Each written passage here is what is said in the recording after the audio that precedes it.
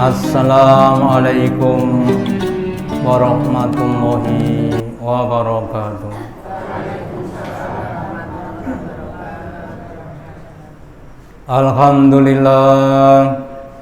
Alhamdulillahilladzi at'amana bi nikmatil imani wal islam. Asyhadu an la ilaha illallah wahdahu la syarikalah wa asyhadu anna Muhammadan abduhu wa rasuluhu la nabiyya wa la rasula ba'dah. Allahumma sholli ala Muhammad wa ala ali Muhammad kama sholaita ala ali Ibrahim innaka hamidum majid. Wa barik ala Muhammad wa ala ali Muhammad kama barakta ala ali Ibrahim innaka hamidum majid. Qala Allahu ta'ala fi kitabihil karim, a'udzu billahi minasy syaithanir rajim. Ya ayyuhalladzina amanu ittaqullaha haqqa tuqatih wa la tamutunna illa wa antum muslimun. Bapak Ibu hadirin yang dirahmati Allah Ta'ala, yang pertama dan utama, marilah kita selalu meningkatkan, menambahi kesyukuran kita, keimanan dan ketakwaan kita kepada Allah Ta'ala dengan menjalankan perintah-perintahnya dan menjauhi larangan-larangannya. Juga pentingnya kita mengikhlaskan, memurnikan niatan-niatan kita dalam beramal khusus hanya untuk Allah Ta'ala. Karena kalau kita tidak ikhlas, maka Allah tidak akan menerima amal kita. Allah tidak akan memberikan balasan kepada kita. Allah berfirman, wa ma li ahadin indahu min nikmatin tujza illa tigo awajrabil a'la. Dan tidaklah kenikmatan yang ada di surga tidak akan diberikan kepada setiap orang-orang yang beramal kebaikan, kecuali kalau ketika mereka beramal kebaikan itu tujuannya hanya untuk mencari wajah keridhaan dari Allah Ta'ala. Wala saufa yardo, dan kalau kita bisa mengikhlaskan amal kita, maka Allah akan memberikan kepada kita balasan-balasan yang banyak, yang sempurna, mulai dari di dunia sampai di akhirat, sampai kita akan rindu. Sebaliknya, kalau kita tidak ikhlas, maka paling kita akan mendapatkan balasan dari nikmat dunia yang tidak seberapa. Kemudian mari kita lanjutkan kajian kita seperti yang kita sampaikan, melanjutkan dari materi tentang istighfar. Yang berikutnya, Rasulullah Muhammad SAW itu beristighfar sehari lebih dari 100 kali. Padahal beliau adalah orang yang maksum. Apa maknanya maksum? Orang yang dosa-dosanya sudah diampuni Allah, itu saja masih istighfar 100 kali. Lah apalagi kita yang tidak maksum, ya, seharusnya lebih dari 100 kali. Dalam sebuah hadisnya Nabi bersabda, wallahi, demi Allah, inni la astaghfirullah, sesungguhnya aku Nabi Muhammad, sungguh aku minta ampun kepada Allah Ta'ala, wa atubu ilaihi, dan aku tobat kepadanya, fi yamin, dalam satu aktsara min sab'ina maratan, yaitu lebih dari 70 kali, dikatakan lebih dari 100 kali. Jadi kalau sekelasnya Nabi saja yang tidak punya dosa, istighfarnya, minta ampun dan tobatnya 70 atau 100 kali, sekali lagi apalagi kita ya, yang jauh lebih banyak dosa-dosanya, apalagi kita hidup di zaman fitnah. Kalau menurut orang tahu zamannya zaman edan, yang sebagian orang itu sebagian besarnya banyak yang keluar dalam tahun ini adalah edan. Maksudnya adalah menyimpang dari aturan-aturan Allah yang akan menimbulkan dosa-dosa. Jadi kemungkinan orang berubah dari zaman sekarang itu lebih besar dibanding pada zaman-zaman dulu. Kalau dulu ya Bung, Imam Syafi'i itu ketika melihat seorang wanita yang naik unta, terus terjatuh, tersingkap kainnya, kemudian terlihat betisnya. Betis itu kan cuma kempol tuh. Itu saja Imam Syafi'i itu kemudian hafalannya banyak yang hilang.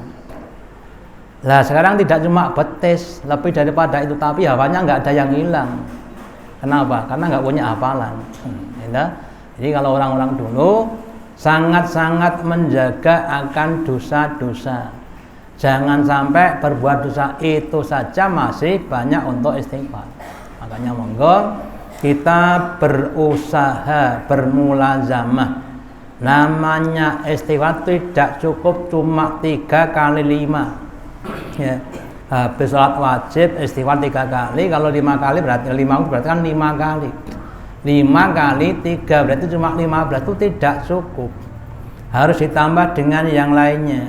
Jadi tidak harus setelah sholat iya, tapi ditambah ketika kita jalan, ketika kita di rumah, ketika kita di pasar atau di mana saja. Mari kita melazimi dengan adanya istighfar sebanyak-banyaknya. Terus kemudian istighfar setelah sholat ini minimal ya. Minimal kita ini istighfar itu 3 kali setelah sholat wajib. Nabi bersabda, "Idza insarafa min sholatihi." Nabi itu ketika bubaran atau berpaling atau selesai dari sholatnya, istighfaro salasan. Kemudian istighfar 3 kali. Tsumma qala, kemudian berdoa, Allahumma antas salam. Ya Allah, engkau adalah sumber keselamatan. Wa minkas salam, dan dari engkau ada keselamatan. Tabarakta, maha berkah engkau ya Allah, dal jalali wal ikram, dat yang punya keluhuran, keagungan dan kemuliaan ya. Jadi itu ditambahkan Allahumma anta salam wa minka salam tabarakta rabbana jalali wal ikram. Ya, tadi makanya kemudian mari kita semuanya terus dilanjimi minimal setelah salam dibaca itu, jangan sampai salam terus kelewat. Terus kemudian ada yang bertanya kepada Walid, lah istighfarnya itu seperti apa? Istighfar adalah astagfirullah, cukup singkat, itu dengan kalimat astagfirullah. Aku minta ampun kepada Allah, cuma yang paling singkat. Jadi astagfirullah, astagfirullah, astagfirullah, kemudian Allahumma antasam dan seterusnya. Itu untuk yang kisah itu paling minimal ya. Dan nanti kalau ada waktu yang longgar harusnya ditambah dengan yang paling banyak ya. Contohnya kalau kita makan, orang makan itu kan yang penting kan nasi, sing penting ada nasinya. Terus kalau sudah ada nasi ya kemudian ada sayurnya, lauknya, buahnya dan sebagainya. Nah demikian juga dalam beramal, ada yang pokok, ada yang tambahan.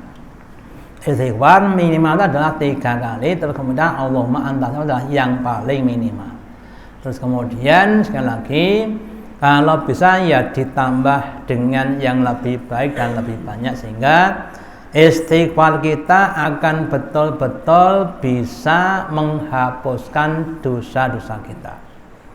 Terus kemudian istighfar itu merupakan kebiasaan orang-orang soleh. Maaf saja Bang, kalau misuh kebiasaan siapa? Nah, itu kalau mencuri kebiasaan siapa? Ya, nah kalau kita orang yang soleh harusnya sudah menjadi kebiasaan untuk apa? Istighfar. Meskipun kita ya maaf saja umumnya tidak banyak dosa tapi tetap istighfar.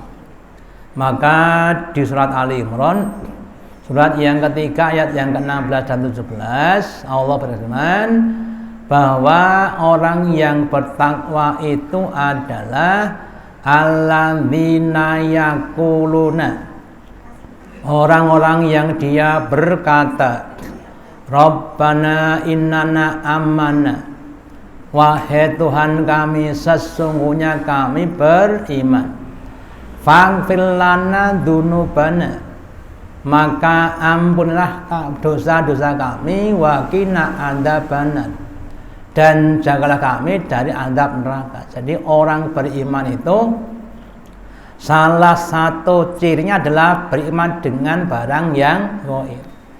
Lah yang termasuk barang gaib adalah dosa, pahala, surga dan neraka. Meskipun itu belum dapat dilihat dengan mata, tapi dia percaya kalau itu ada. Kemudian dimintakan ampun, seakan-akan dosanya itu meliputi pada dirinya, kemudian diminta ampunkan kepada Allah Ta'ala karena yakinnya tidak ada yang mampu menghapus dosa kecuali Allah Ta'ala. Ya. Terus masih ditambah minta dilindungkan, dijauhkan dari azab neraka yang kita sudah tahu semuanya bahwa tidak ada azab di dunia yang lebih besar dibanding dengan yang ada di neraka. Terus as-sabirina, selain orang-orang yang biasa minta ampun, orang beriman juga adalah as-sabirina, orang-orang yang sabar atas musibah yang menimpa pada dirinya. As-sadiqina, orang-orang yang benar, yang jujur. Al-qanitina, orang-orang yang taat. Wal munfikina, dan orang-orang yang tansah menginfakkan hartanya.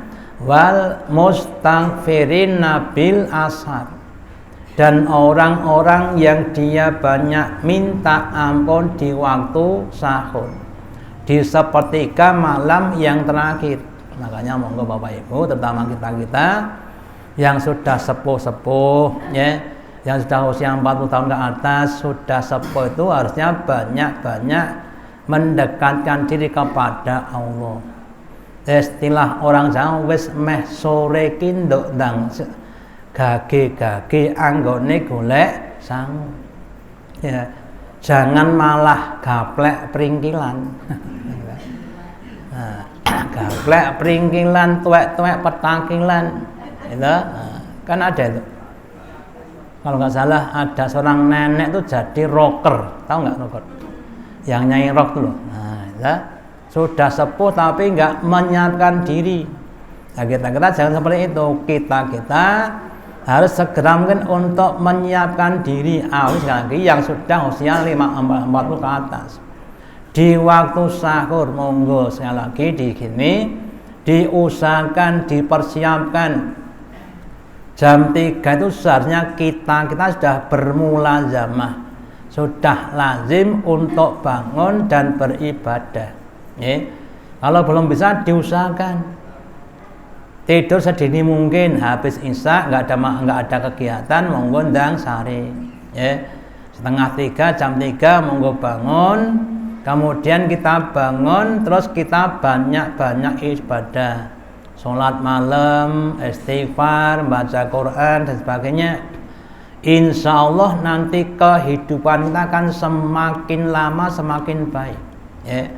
Tapi kalau kita mohon maaf masih banyak tidurnya, masih banyak malasnya, ya nanti hidup kita nggak baik-baik. Sejak dulu ya begitu saja. Makanya kalau kita kepengen ditolong Allah, maka kita harus mau menolong kepada agama Allah Ta'ala. Semakin banyak kita menolong agama Allah Ta'ala, Allah akan semakin banyak menolong kita, sehingga hidup kita akan jadi lebih baik. Terus kalau kita bayangkan kalau ada orang 1 tahun nggak pernah mandi, Pak, nggak pernah gosok gigi, nggak pernah keramas, kira-kira seperti apa? Ya, lah beda dengan orang yang tiap hari mandi minimal 2 kali, gosok gigi. Ya, seandainya ada kotoran tidak sebanyak kalau tidak mandi, maka demikian tentang dosa. Nabi bersabda, ma asarra manistighfara, dan tidak ada dosa itu akan menumpuk bagi orang yang melazimi istighfar. Kalau ada orang namanya rasian, ya, sehari mandi 2 kali, sering cuci tangan, sering berwudu, sering gosok gigi, maka dia akan jadi orang-orang yang bersih, badannya akan sehat. Demikian juga orang yang banyak istighfar, banyak sholat, banyak sedekah, ya, itu badannya akan bersih. Wa in ada fi yaumin sab'ina maran, meskipun istighfar itu diulangi sampai 70 kali nggak masalah. Kalau panjenengan punya rumah kotor terus disapu kan biasa, ya betul. Tapi kalau nggak kotor disapu, ya luar biasa. Lah kalau sudah kotor nggak disapu, wes omahe reget ra disapu, ya luar biasa. Gitu. Nah, kita yang luar biasa yang di atas, meskipun kita rumah tidak kotor tapi tetap disapu. Habis mandi terus berwudu, ya. Kemudian pakai pakaian, kemudian masih pakai yang lainnya, artinya untuk kebersihan kita. Lah, orang itu kalau semakin bersih hatinya, insya Allah akan semakin mudah untuk menerima petunjuk dari Allah Ta'ala. Sebaliknya, kalau orang itu, mohon maaf, hatinya banyak dosanya, banyak kotorannya, maka susah untuk diajak kebaikan, susah. Nah, monggo kalau kita maaf saja, masih sedikit banyak kok masih merasa berada dengan kebaikan, monggo untuk introspeksi. Bisa jadi kita ini masih banyak dosa-dosanya, maka solusinya, caranya adalah banyak-banyak untuk istighfar. Terus tadi sudah dijelaskan bahwa orang-orang yang beriman itu salah satu cirinya adalah banyak-banyak beristighfar di waktu sahur, setelah atau sebelum sholat tahajud. Monggo kalau bisa kita banyak-banyak istighfar. Dan yang lainnya, kalau kita cermati di saat-saat seperti itu sangat-sangat mudah kita untuk menangis, mudah untuk wadul kepada Allah. Dan dalam hadis dikatakan salah satu dari 7 golongan yang besok akan mendapatkan naungan di hari kiamat adalah seseorang yang dia menangis karena Allah. Lah, nangis karena Allah itu yang paling mudah kalau kita sholat malam, kalau kita beristirahat di waktu malam ketika masih sepi, belum banyak suara, belum banyak kegiatan. Terus kita mengingat-ingat dosa-dosa kita yang sudah kita lakukan. Terus kita membayangkan seandainya tidak diampun Allah, terus kita maaf saja dilemparkan ke neraka, kira-kira apakah kita tidak celaka? Ya. Terus sebelum sampai di sana kita banyak-banyak minta ampun supaya apa? Supaya enggak dimasukkan dalam neraka. Sampai kita nangis-nangis, ya. Apalagi pas kita mendapatkan suatu kesusahan, itu sangat-sangat mudah untuk menangis. Maka monggo kita semuanya berusahalah, termasuk saya, minimal Pak nggih Bu nggih, minimal sekali dalam seumur menangis karena Allah, minimal sekali. Kalau bisa setiap malam Pak, kalau bisa. Kalau nggak bisa sepekan sekali, nggak bisa sebulan sekali, nggak bisa setahun sekali, nggak bisa seumur hidup sekali. Ya, usahakan kita banyak-banyak nangis di waktu malam, kemudian kita minta ampun kepada Allah Ta'ala. Kemudian di surat Al-Anfal, surat yang ke-8 ayat 33, Allah berfirman, wa ma kana Allahu liyu'adzibahum, dan tidaklah Allah mengadab, membinasakan, memberikan suatu musibah kepada mereka, wa anta fihim, sedangkan kamu Muhammad berada di kalangan mereka. Ini ceritanya kan orang-orang Mekah. Ketika Nabi masih di Mekah, Allah enggak mengadab kepada orang-orang Mekah. Kenapa? Karena masih ada Rasulullah. Ya. Wa ma kana Allahu mu'adzibahum wa hum yastaghfirun, dan Allah tidak akan mengadab suatu kaum kalau mereka masih ada yang mau untuk beristighfar. Lah ketika Nabi dan sahabat sudah hijrah ke Madinah, yang di Mekah tinggal orang-orang yang jelek atau kebanyakan yang jelek. Terus Allah Ta'ala andab orang Mekah dengan andab berupa dukun. Dukun itu berupa kabut. Kabutnya tidak lama, cuma 7 hari 7 malam Pak. Di tiap hari itu ada kabut yang sangat-sangat pekat. Bahkan sampai-sampai mereka itu mendengar suara tapi nggak melihat orangnya. Itu berapa? 7 hari 7 malam. Di antara seperti itu. Kenapa? Karena mereka tidak ada yang beristighfar. Lah kalau kita cermati di daerah tertentu yang kena musibah itu kebanyakan juga begitu. Mereka tidak banyak yang istighfar. Nah makanya kalau daerah kita supaya tidak diadab Allah, monggo kita semua harus banyak-banyak istighfar, banyak-banyak beribadah kepada Allah Ta'ala, banyak-banyak untuk amar ma'ruf nahi munkar adalah yang menjadikan adab tidak turun kepada kita. Nah kalau saat itu semuanya ditiadakan, nggak ada yang istighfar, nggak ada yang sholat, banyak yang maksiat, nggak ada yang amar nahi munkar, maka adab akan turun kepada kita. Lah kalau sudah turun, maka yang kena tidak cuma yang maksiat, tapi termasuk juga yang tidak maksiat juga kena. Ya, nah, maka monggo sami berusaha untuk menahan musibah bencana itu dengan cara kita banyak-banyak bertakwa kepada Allah Ta'ala. Terus kemudian juga di suatu hadis diterangkan yang zilu Rabbuna tabaraka wa ta'ala, bahwa Allah dan yang maha berkah dan maha itu turun kulla layatin ila sam'id dunya.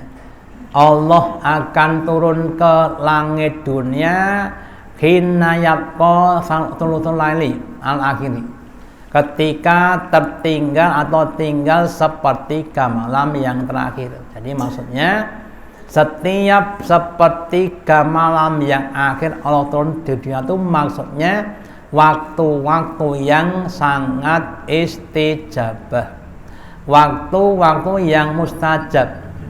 Kemudian Allah berfirman, man yad'uni fa'astajibalahu, barang siapa yang dia mendoa kepadaku maka akan aku ijabahi. Wa man yas'alni fa'atin, barang siapa yang meminta kepadaku maka akan aku beri. Wa man yastaghfirun, dan barang siapa yang dia minta ampun kepadaku fa'aghfirlahu, maka aku akan mengampuni. Jadi di sepertiga malam yang terakhir itu termasuk waktu-waktu yang istijabah, yang diijabahi Allah Ta'ala.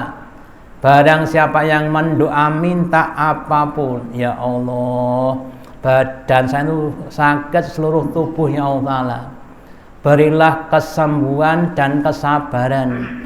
Terus Allah Ta'ala berikan yang pertama adalah apa? Kesabaran. Dah kamu tak kasih sabar dulu, ya. Sakitnya masih 1 pekan lagi. Kenapa? Karena dosamu masih banyak. Kita sabar, tapi bisa menerima. Ya. Ya Allah, anak saya nomor sekian ya Allah Ta'ala, nakalnya ngadubillah ya Allah Ta'ala, ya. Ubahlah dia menjadi anak yang soleh, diubah oleh Allah Ta'ala. Ya Allah, tetangga saya ya Allah Ta'ala, yang depan, yang belakang, kanan, itu semuanya mencela pada saya, ya. Didoakan Bapak Ibu. Jadi apapun kesulitan dalam itu kita doakan kepada Allah Ta'ala di sepertiga malam yang terakhir. Terus kita minta apa yang kita butuhkan, tidak cuma untuk urusan dunia, tidak cuma tentang materi, tapi juga yang baik-baik. Yang belum bisa sabar, monggo minta diberi kesabaran. Allahumma afri alaina sabra. Ya Allah, taburkan kepadanya kesabaran. Yang belum bisa ikhlas, minta keikhlasan dan sebagainya, dimintakan kepada Allah Ta'ala. Kemudian banyak-banyak istighfar, ya. Dan nanti Allah akan memberikan apa yang kita minta dan akan mengampuni dosa-dosa kita, sehingga sekali lagi hidup kita akan semakin lama semakin baik. Seandainya dalam hal urusan dunia, seandainya, ya, hartanya tetap seperti itu, tapi hatinya semakin lama semakin apa? Qanaah. Ya, kendaraannya suka seperti itu, rumahnya juga seperti itu, tapi kemudian menjadi orang yang qanaah, bisa nerima, ya. Makannya cuma pakai sambal bawang, kulup dongkates, tapi bisa gedek-gedek mungkin. Saking merasa enak, lah iwak pitik ora enak, mergone ora enak, ya. Enaknya mong tadi, ya, bisa merasa begitu. Atau diberi yang lainnya, kanugrahan berupa mau menerima dan memahami orang lain. Itu satu kanugrahan Bapak Ibu, gitu.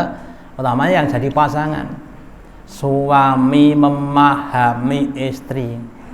Istri memahami itu suatu kanugrahan. Kenapa? Karena setiap orang punya kelemahan, ya.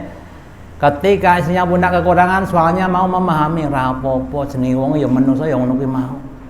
Demikian juga ketika suaminya punya kekurangan juga begitu.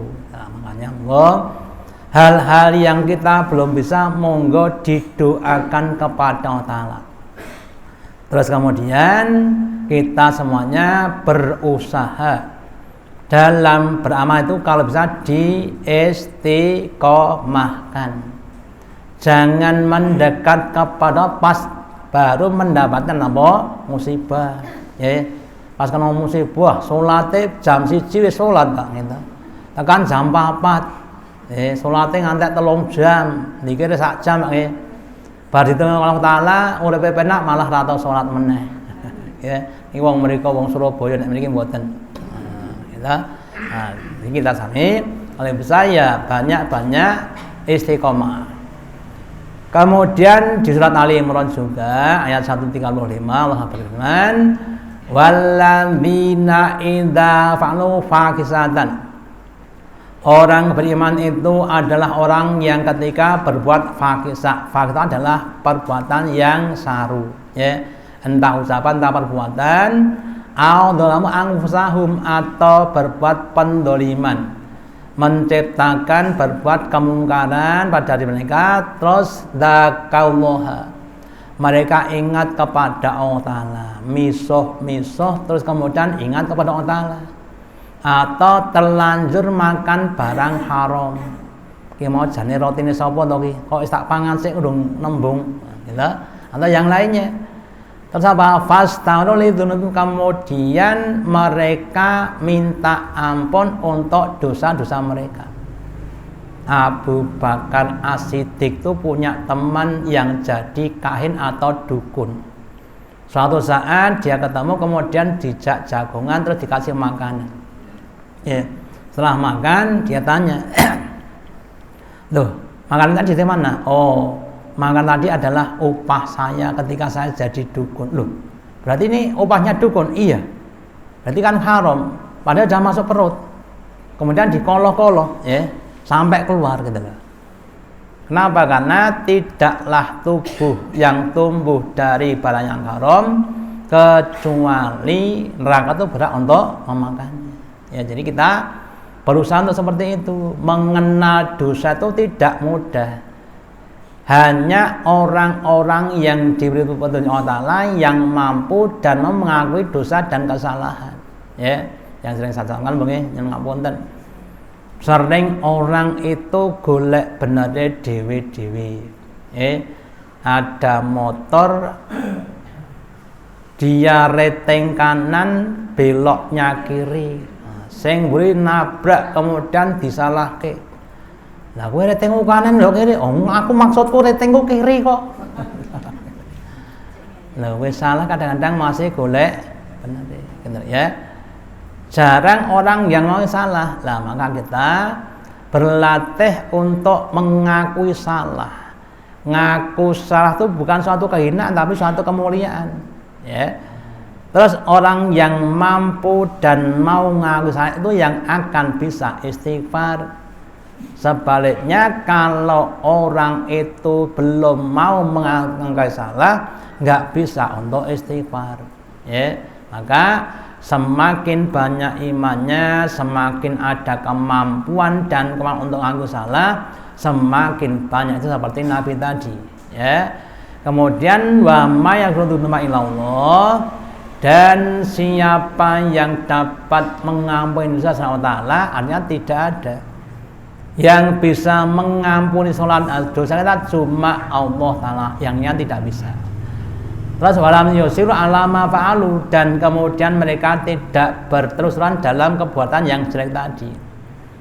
Kalau kita ibaratkan yang namanya kecelakaan itu kan orang itu kan menghindari. Hingga ketika sudah terjadi kecelakaan kemudian hati-hati.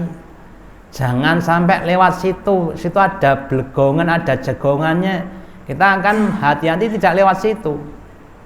Nah, kalau lewat situ lagi kemudian kecelakaan berarti orang yang bodoh. Tadi juga kalau kita berbuat begini kok salah, maka kita jangan berbuat begini, harus diubah lagi.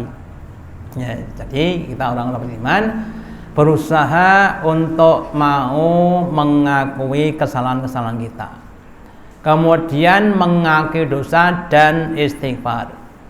Dalam sebuah hadisnya Nabi bersabda, inna abdan atnaba dzanban, sesungguhnya seorang hamba itu telah berbuat dosa dengan suatu dosa. Faqala, maka dia berkata berdoa kepada Allah Ta'ala, ya Rabbi, ini dolamtu dzanban, ini alimtu dzanban, wahai Tuhanku, ya Allah, aku sudah berbuat dosa, faghfirli, maka ampunilah aku. Jadi sebelum minta ampun ada namanya iktiraf, mau mengakui dosa. Kemudian Allah Ta'ala berfirman, oh alim abdi, hambaku tahu annalahu rabban, bahwa dia punya Tuhan yang firru du'adzunuba, yang mampu untuk mengampuni dosa. Fa'udzubihi, maka dia menggunakan dengannya, qad ghafartu li abdi, maka aku Allah sungguh telah mengampuni dosa hamba-hambaku. Jadi kalau kita mau mengakui dosa, Allah akan mampu untuk mengampuni dosa kita. Tapi kalau kita itu jual mahal, sudah salah, jik ngeyel, jik menunda-nunda untuk tobat, masih mengulang-ulang lagi, ya, maka Allah tidak akan mengampun dosa-dosa kita. Ya, makanya kemampuan dan kemampuan untuk minta ampun itu harus kita tumbuhkan kepada Allah Ta'ala, meskipun kita dosanya cuma sedikit. Ya, apalagi kalau kita dosanya banyak, harus banyak-banyak minta ampun. Terus kemudian di hadis yang lainnya Nabi bersabda bahwa Allah Ta'ala berkata kepada manusia ataupun anak Adam, wahai anak Adam, innaka ma dautani warzatani ghafartu laka. Wahai manusia, selama engkau masih berharap dan minta kepadaku, tetap akan aku ampuni. Jadi kalau bisa Bapak Ibu, kita semua itu jangan sampai ada yang putus asa. Tetap harus ada harapan dan berdoa kepada Allah Ta'ala. Ada orang yang membunuh manusia itu sampai 100 orang. Dosanya sudah sangat-sangat banyak. Tapi kalau dia masih berharap, maka tetap ada jalan untuk bertobat. Ya, kadang-kadang ada Pak, mbok panjenengan tuh mbok sholat, wah, saya ini sudah kadung banyak dosa saya. Sejak kecil sampai sekarang saya itu sering berbuat maksiat. Ya, mana ada nanti Allah mau mengampuni pada dosa saya. Ya, itu kan orang-orang yang merasa tidak bisa terampuni. Padahal Bapak Ibu, seandainya kita manusia punya dosa sebanyak buih di lautan, atau bahasanya sampai sundul langit, tapi kalau kita mau minta ampun, Allah akan mengampuni dosa-dosa kita. Ya, tetapi jangan salah memahami. Wes ben saiki gawe dosa sik sak oke-oke. Gitu. Ngobar kuwi napa? Istighfar, jangan seperti itu. Jadi dosa-dosa itu kita lakukan hanya karena apa? Kita itu adalah teledor. Ya. Sudah ngati-ati kadang-kadang yo dosa. Ya, contohnya saja. Yang namanya orang bicara, wes hati-hati ojo ngrasani. Ning kadang ya tetep jek ngrasani. Piye lek bengi nonton bal-balan ra? Nonton. Kira 2-0. Lho. Nonton yang ndi? Nang ne Pak kae. Nonton bal ki anteng-antengan. Ora enek ngombene blas. Oh, nyang kono wonge pelit kok. Lah ngene. Awalnya ya mau duran bal, ini kemudian terus ngelasani, gitu. Wah aku nggawa gorengan ini kalau orang metu wedang toh yo. Nah itu kan berarti kan sudah. Jadi dipun hati-hati orang ngerti kan kadang-kadang ya cek ngerasani atau yang lainnya. Ya, embung wis tahu memahami kita nggak boleh nyela makanan dan minuman. Kalau nggak cocok nggak usah dimakan. Ning kadang-kadang macul. Jane sampe kena ning kurang iwak. Gitu. Namanya setan juga begitu. Jadi dosa-dosa itu karena apa? Karena keteledoran sudah hati-hati tapi kadang-kadang masih teledor. Ya, apalagi zaman sekarang banyak sekali. Ya, bahkan kalau kita lihat namanya di medsos, di media itu kadang-kadang orang mencela, mencaci, menyalahkan orang itu kadang-kadang sudah mulai banyak, termasuk dari kalangan para orang-orang soleh saja begitu, apalagi pada yang lainnya. Ya, makanya monggo semuanya berusaha untuk banyak-banyak istighfar. Kemudian istighfar dapat melancarkan rezeki kita. Ya, yang pertama sabda dalam surat Nuh, ini kisahnya Nabi Nuh. Nabi Nuh dakwah kepada umatnya 950 tahun. Terus salah satu yang didakwakan adalah supaya umat itu nyembah hanya kepada Allah Ta'ala dan banyak minta ampun. Fakutu, maka aku Nabi berkata pada umatku, wahai umatku, astaghfiru rabbakum, istaghfiru rabbakum, minta ampun kamu kepada Tuhan kamu. Innahu kana ghafaran, sungguh itu zat yang maha pengampun.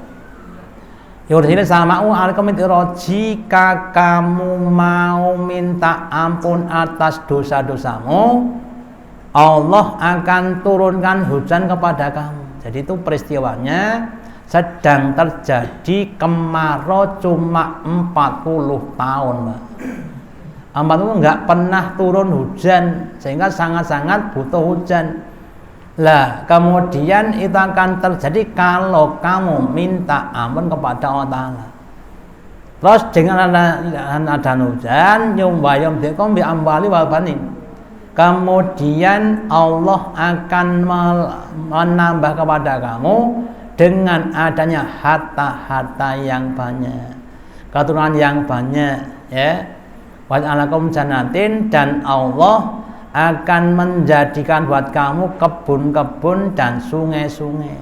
Nah, dari sini diambil pelajaran, kalau orang itu banyak dosa, maka Allah akan menahan rezekinya. Nah, kalau dia banyak istighfar terus dosanya hilang, maka rezeki yang semula tertahan akan jadi cair, akan jadi mencair, akan jadi mengalir lagi. Ya.